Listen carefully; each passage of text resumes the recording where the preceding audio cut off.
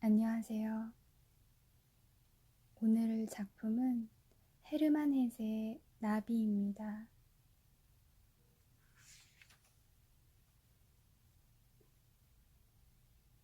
나비. 내가 나비 잡기를 시작하기는 8살인가 9살 때의 일이다. 처음엔 별로 열심히랄 것도 없이 다른 애들이 다 하니까 나도 해보는 정도였다. 그런데 10살쯤 된 두 번째 여름에는 난 완전히 이 유희에 취미가 생겨서 이 때문에 다른 일은 전혀 돌보지 않게 되었다. 그래서 주위의 사람들은 나에게 그것을 못하도록 말리지 않으면 안 되겠다고까지 걱정을 하게 되었다. 나비를 잡는 데 열중하면 학교의 수업 시간도 점심도 잊어버리고 탑시계가 우는 것도 귀에 들어오지 않았다. 학교를 쉬는 날은 빵 한쪽을 호주머니에 넣고는 아침 일찍부터 밤 늦게까지 끼니 때에도 돌아오지 않고 뛰어다니곤 했다. 지금도 아름다운 나비를 보면 이따금 그때의 열정이 몸에 스미는 듯 느껴진다. 그럴 때면 나는 잠시 어린이만이 느낄 수 있는 뭐라고 표현할 수 없는 황홀한 심정에 사로잡힌다. 소년 시절에 처음으로 노랑나비를 찾아냈던 그때의 기분 그대로를 느낄 수 있는 것이다. 또 그럴 때면 나는 후련히 어린 날의 무수한 순간들을 생각해낸다. 풀향기가 코를 찌르는 메마른 벌판에 찌는 듯이 무더운 낮과 정원 속의 서늘한 아침과 신비스런 숲속의 저녁 때 나는 마치 보물을 찾아 헤매는 사람처럼 포충망을 들고 나비를 노리는 것이었다. 그리하여 아리따운 나비를 발견하면 특별히 진귀한 것이 아니라도 좋다. 햇볕 아래 졸고 있는 꽃 위에 앉아서 빛깔이 고운 날개를 호흡과 함께 드러내고 있는 것을 보면 그것을 잡는 기쁨에 숨이 막힐 지경이 되어 가만가만 다가섰다. 반짝이는 반점의 하나하나, 날개 속에 드러난 맥줄의 하나하나, 가는 촉각의 갈색 잔털의 하나하나가 눈에 뚜렷이 보이면 그 긴장과 환희란 이루다 말할 수 없었다.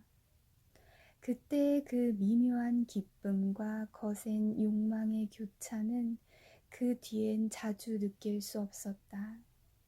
부모님께서는 훌륭한 도구는 하나도 마련해 주시지 않아서 나는 내가 잡은 나비들을 헌 종이 상자에다 간추려 두는 수밖에 없었다. 코르크를 밑바닥에다 발라붙이고 그 위에 핀을 꽂는 것이었다. 난 나의 보물을 간직했다.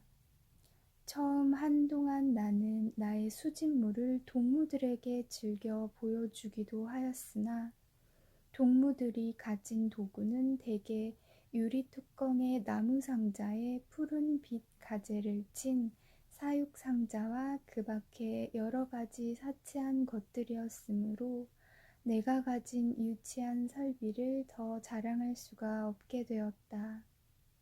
뿐만 아니라 극히 대견하고 센세이셔널한 나비가 손에 들어와도 남에게는 비밀로 하고 내 누이들에게만 이것을 보여주곤 하였다.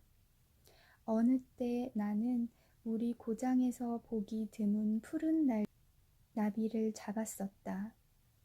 날개를 펴서 그것을 말린 다음에 나는 하도 마음이 흡족하고 자랑스러워 꼭 이웃집 아이에게만은 보여주리라고 생각했다.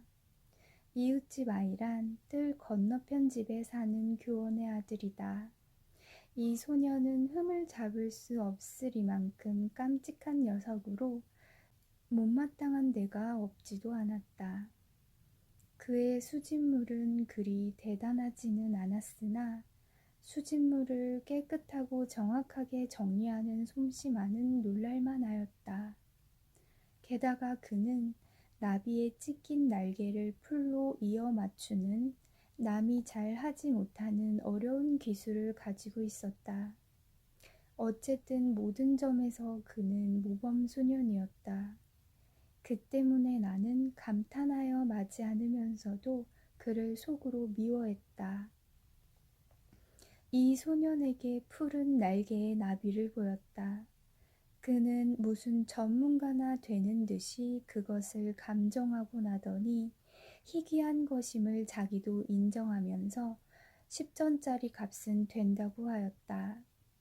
그러나 그 반면에 그는 트집을 잡기 시작하여 날개를 편 방식이 나쁘다느니, 오른쪽 촉각이 비틀어졌다느니, 왼쪽 촉각이 뻗어 있다느니, 그 위에 다리가 2개 떨어졌다느니 하며 제법 그럴듯한 결함을 늘어놓았다.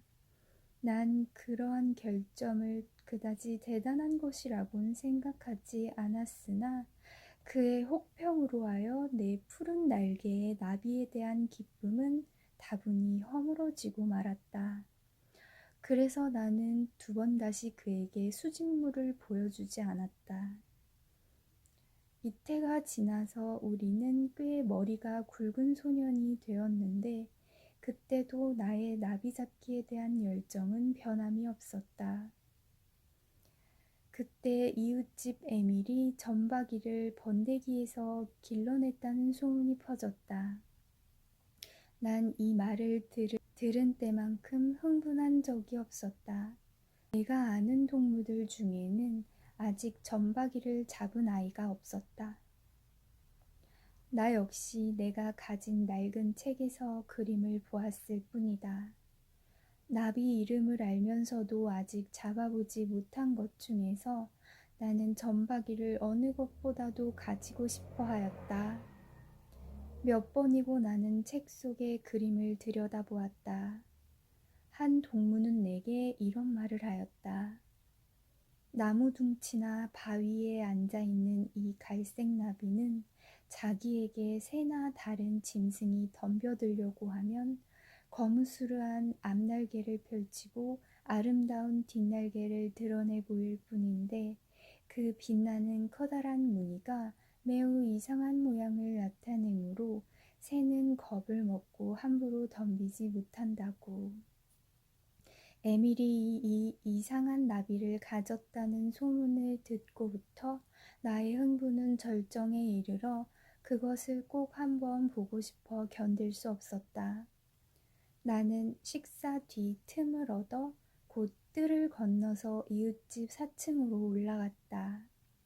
4층에 교원의 아들 에밀 소녀는 작으나마 제 방을 하나 차지하고 있었다. 그것이 내게는 얼마나 부러웠는지 모른다. 방으로 가는 도중에 나는 아무와도 만나지 않았다. 문을 두드려 보았지만 아무런 대답이 없었다. 에밀이 없는 모양이었다. 문에 손잡이를 돌려보니 문은 열려 있었다.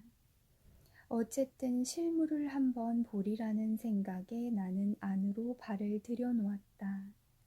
그리고 에밀이 나비를 간직한 2개의 커다란 상자를 집어들었다. 어느 상자에도 점박이는 들어있지 않았다. 그런데 문득 날개판에 올려져 있는지도 모른다는 생각이 들어 찾아보니 과연 생각한 바 그대로였다. 비로드 날개가 길쭉한 종이 쪽 위에 펼쳐진 채 날개판에 걸려 있었다.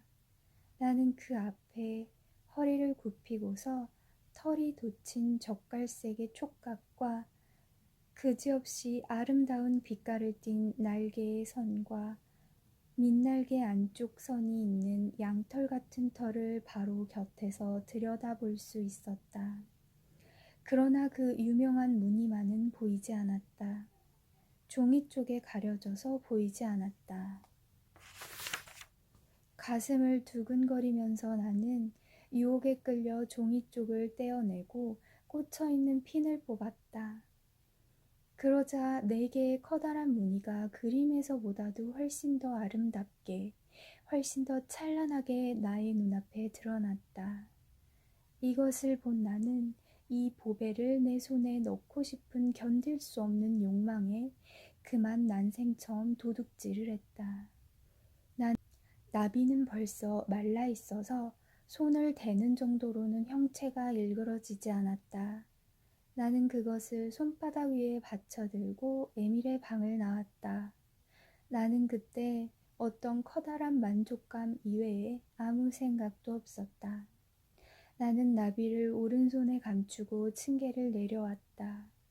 이때였다. 아래편에서 위로 올라오는 발소리가 났다. 순간 나의 양심의 눈이 떠졌다. 나는 문득 내가 도둑질을 했다는 것과 비겁한 놈이란 것을 깨달았다. 그와 동시에 들키면 어쩌나 하는 무서운 불안에 사로잡혀 나는 본능적으로 나비를 감춘 손을 그대로 양복 저고리 포켓 속에 우겨박았다. 그리고 천천히 발을 떼어 놓았다. 그러면서 속으로 해서는 안 될 일을 했다는 부끄러운 생각에 가슴이 서늘해졌다. 나는 뒤미쳐 올라온 하녀와 어물어물 엇갈려서 가슴을 두근거리고 이마에 땀을 흘리며 침착을 잃고 벌벌 떨며 현관에 우뚝 섰다. 이 나비를 가져서는 안 된다. 될 수만 있으면 그전대로 돌려놓아야겠다. 나는 이런 생각으로 마음이 괴로웠다. 그리고 혹시 사람의 눈에 뜨이지나 않을까 조마조마하면서 날쌔게 발을 돌려 층계를 뛰어올라 1분 후에는 다시 에밀의 방 가운데 자신이 서 있는 것을 알게 되었다. 나는 포켓에서 손을 뽑아 나비를 책상 위에다 꺼내 놓았다. 나는 그것을 보기 전에 벌써 어떤 불행한 일이 생겼다는 것쯤은 미리 짐작했었다. 그저 울고 싶은 생각뿐이었다. 아니나 다를까 점박이는 보기 싫게 망그러져서 앞날개 하나와 촉각 1개가 떨어져 버렸다. 떨어진 날개를 조심스레 포켓 속에서 끄집어내려고 하니까 이어붙일 수조차 없게 되었다. 도둑질을 했다는 생각보다도 그 아름답고 찬란한 나비를 내 손으로 망가뜨렸다는 것이 나로서는 괴로운 일이었다. 날개의 갈색 분이 온통 나의 손끝에 묻은 것을 보았다. 또 날개의 바스러진 조각들이 책상 위에 이리저리 흩어진 것을 보았다. 그것을 완전히 원형대로 고쳐 넣을 수만 있다면 나는 그 대신 내가 가진 어떤 물건이나 어떤 즐거움도 기꺼이 버릴 수 있었을 것이다. 그지없이 슬픈 기분으로 집에 돌아와 나는 하루 종일 좁은 뜰 안에 주저앉아 있었다. 그러다 마침내 용기를 내어 모든 일을 어머니께 말씀드렸다. 어머니는 놀라움과 슬픔에 잠겨 어쩔 줄 모르셨다. 그러나 나의 이 고백이 얼마나 어려운 고민 끝에 나왔는지 충분히 짐작하시는 것 같았다. 지금 곧 에밀에게 가거라. 어머니는 한마디로 잘라 말씀하셨다. 에밀을 찾아가서 사실을 고백하고 용서를 빌어라. 그 밖에는 다른 길이 없어. 네가 가진 것 중에서 어느 하나를 대신 가지라고 말해보렴. 그리고 용서를 빌어야지.